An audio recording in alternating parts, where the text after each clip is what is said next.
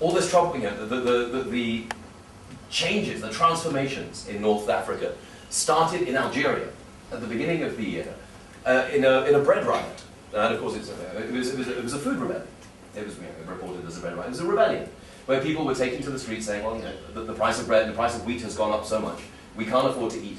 And what's worse is that unemployment is here, and the government is starting this austerity drive.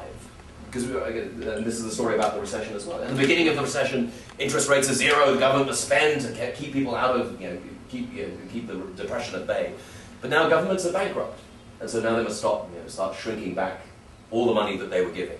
And now, you know, these entitlements become less and less and less. And people are still unemployed. Even though we're told South African recovery is underway, that millions of rand are being generated.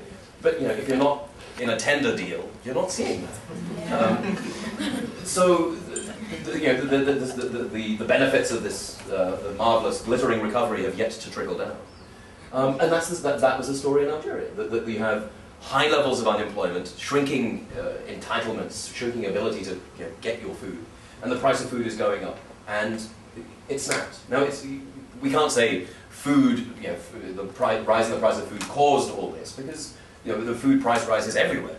But we can certainly say that they are revolutions kindling.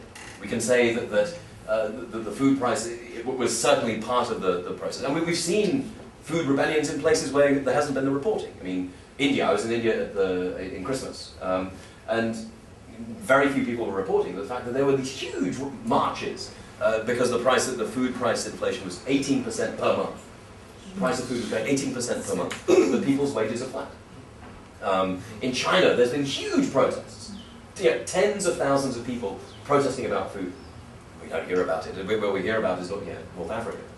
But these rebellions are happening everywhere, and they're happening for reasons that we can see playing out in South Africa, of where the child grant is, what, 600? No.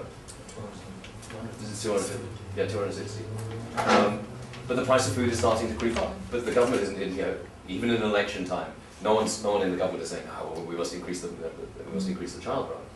And so now there's this gap between what people need to eat and what is affordable. And even there, actually, it's interesting, there was some research that just came out at UCT, that people are saying, well, look, you can't buy a balanced diet from a spaza shop.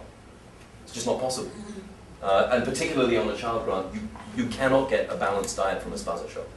It's just physically impossible. Meantime, of course, all the dietitians are saying, you just must make time, all this going out with your cell phone. No, you stay at home and cook.